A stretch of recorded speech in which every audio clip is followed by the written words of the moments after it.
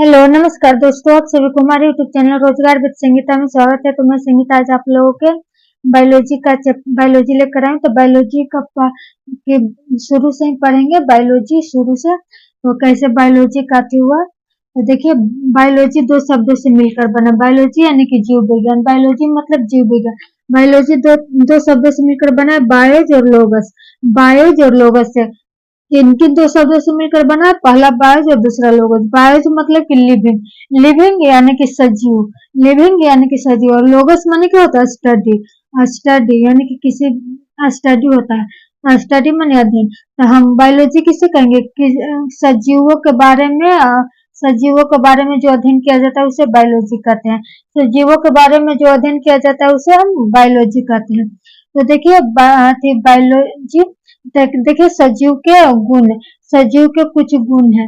सजीव के गुण क्या है? पहला पोषण, सजीवों के गुण में पहला क्या? पोषण यानी कि उसका पोषण, और दूसरा श्वसन यानी कि सांस लेना और छोड़ना, और तीसरा चल फिर सकता है। माने कि जो सजीव है वो चल फिर सकता है, मनुष्य या जानवर या पक्षी, ये सब चल फिर सकता है। और चौथा क्या है? वृद्धि एवं विकास। सजीवों में क्या होता है? वृद्धि और विकास होता है। सजीव छोटा से लेकर छोटा से बड़ा होता है, और निर्जीव है जो निर्जीव छोटा से बड़ा नहीं होता है, जस का तस ही रहता है। मान लीजिए कि मेरा व्हाइट बोर्ड है, जो क्या है? निर्जीव है। तो निर्जीव है तो ये हम जितना बड़ा लिए उतना ही बड़ा रहेगा, ये बढ़ नहीं सकता है और नहीं घट सकता है, ठीक ना। वृद्धि नहीं इसका हो सकता और नहीं विकास हो सकता है। और देखिए कोई छोटा बच्चा जन्म लेता है तो वो जैसे 1 महीना 2 महीना 3 महीना होता है, जैसे जैसे उसका उम्र बढ़ता है उसका वैसे वैसे उसका वृद्धि होता है और विकास भी होता है। तो यही मतलब कि सजीव में वृद्धि और विकास होता है और निर्जीव में वृद्धि विकास नहीं होता। ये मेरा व्हाइट बोर्ड है, मार्कर मार्कर को ही ले लीजिए। निर्जीव है, ये चल फिर सकता है नहीं, ये सांस ले सकता है नहीं, इसमें पोषण है नहीं, इसे हम चलाएंगे तो चलेगा। हम क्या है? हम सजीव है। और पांचवा प्रजनन, सजीवों में प्रजनन की प्रक्रिया होती है। प्रजनन यानी कि जन्म देने की प्रक्रिया होती है। तो देखिए जो मनुष्य होता है उसमें भी प्रजनन, जानवर सभी अपने मतलब कि प्रजनन करता है, मतलब कि अपना बच्चे को जन्म देता है। तो यही सजीवों को गुण है। फिर से एक बार रिपीट करती हूँ, बायोलॉजी यानी कि जीव विज्ञान, दो शब्दों से मिलकर बना है, बायोज और लोगस। बायोज मतलब कि लिविंग और लोगस माने स्टडी। लिविंग यानी कि सजीव और स्टडी यानी कि अध्ययन।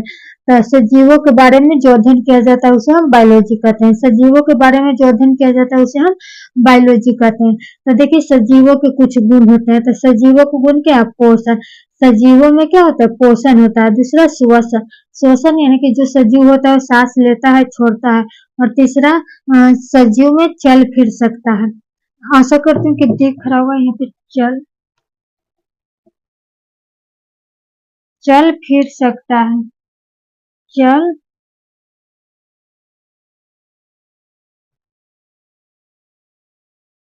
चल फिर सकता है।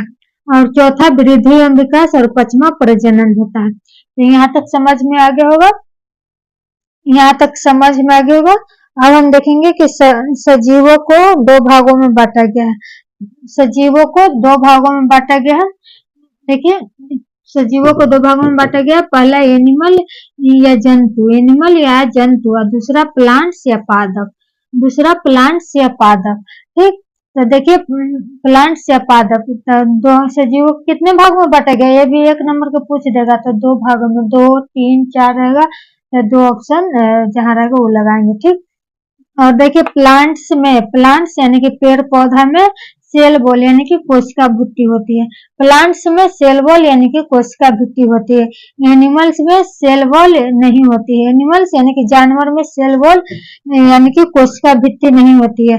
सेल वॉल यानी कि कोशिका भित्ति नहीं होती है। प्लांट्स में सेल वॉल होती है, हाँ, और एनिमल्स में नहीं होती है। देखिए पादपों में जो कोशिका भित्ति होती है वह सेलुलोज से मिलकर बना होता है।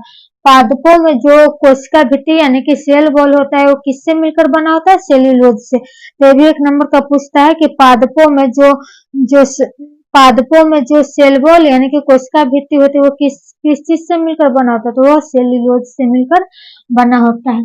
तो सेल्यूलोज से मिलकर बना होता है, तो ठीक। यहाँ तक समझ में आ गया होगा। तो देखिए 2-3 स्टार यहाँ पे है, इसे भी समझाती हूँ। ये तो पूरा समझ में आ गया अभी से। तो देखिए बायोलॉजी शब्द का प्रयोग सबसे पहले किसने किया? अगर किसी को पता है बायोलॉजी शब्द का बायोलॉजी शब्द का प्रयोग सबसे पहले किसने किया था? बायोलॉजी शब्द का प्रयोग सबसे पहले किसने किया?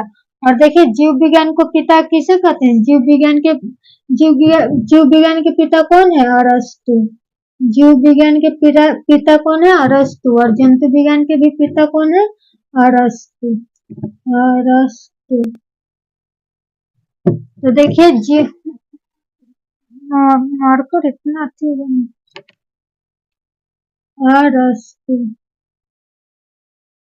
जीव विज्ञान के पिता किसे कहते हैं? अरस्तु को। और जंतु विज्ञान के पिता भी किसे कहते हैं? अरस्तु को। और एक और क्वेश्चन से उधर कि बायोलॉजी शब्द का प्रयोग सबसे पहले किसने किया? बायोलॉजी शब्द का प्रयोग सबसे पहले लैमार्क और ट्रेवेनियस ने किया था।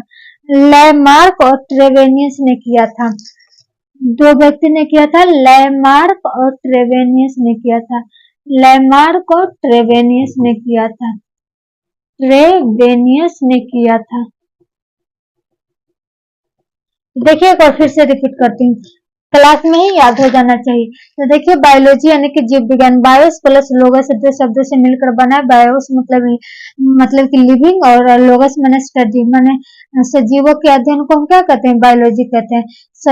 सजीवों के कुछ गुण है। तो सजीवों के गुण में पहला पोषण, दूसरा श्वसन, तीसरा चल फिर सकता है, चौथा वृद्धि एवं विकास और पांचवा प्रजनन। ठीक, सजीवों को दो भागों में बांटा गया, पहला जंतु या एनिमल और दूसरा प्लांट्स या पादप।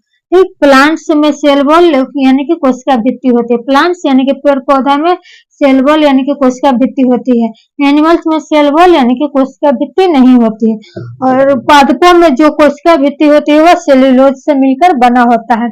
और देखिए यहाँ पे जीव विज्ञान के पिता कौन है? अरस्तु। और जंतु विज्ञान के पिता भी अरस्तु। जंतु विज्ञान और जीव विज्ञान दोनों के पिता अरस्तु है। ठीक, और देखिए एक है यहाँ पे बायोलॉजी शब्द का प्रयोग सबसे पहले किसने किया था? लैमार्क और ट्रेवेनियस ने।